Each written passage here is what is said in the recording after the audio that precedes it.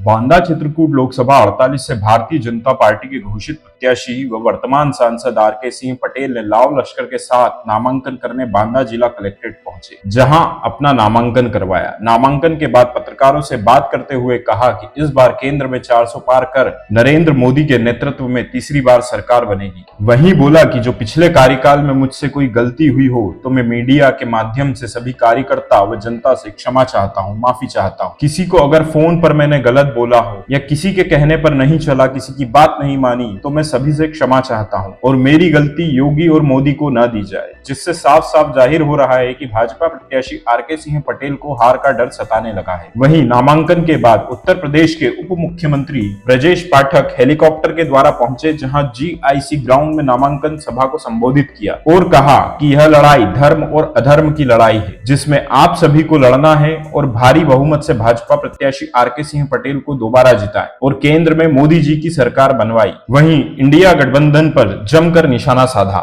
इस मौके पर सुरक्षा की दृष्टि से भारी संख्या में पुलिस बल तैनात रहा। बांदा से विनय सिंह की रिपोर्ट। जनमानस को मेरा प्रणाम है, सादर बंदन है, नमन है।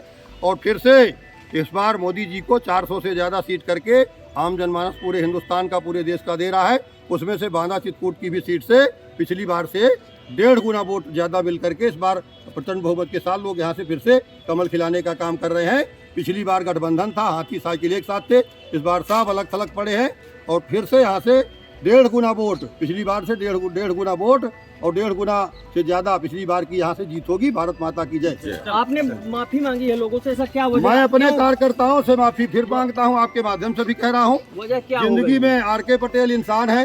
30 साल से राजनीति कर रहा हूँ और जनता के बीच में सेवा कर रहा हूँ। मैंने कोई बुरा काम नहीं किया, किसी को लड़ाया नहीं, किसी का नुकसान नहीं किया, किसी को कहीं पर प्रताड़ित होने के लिए मैंने कोई ऐसा काम नहीं किया। लेकिन फोन में कार्यकर्ताओं को अगर लगा हो कहीं पर फोन करते समय, मैं भी इंसान हूं, कहीं भाषा में कोई मेरी किसी को लग गया हो कि आर.के. पटेल ने मेरा फोन नहीं उठाया है, आर.के. पटेल मेरे शादी में नहीं आया है, मेरे कार्यक्रम में नहीं पहुंचा, तो ऐसे सारे देवतुल कार्यकर्ताओं से मैं माफी चाहता हूं।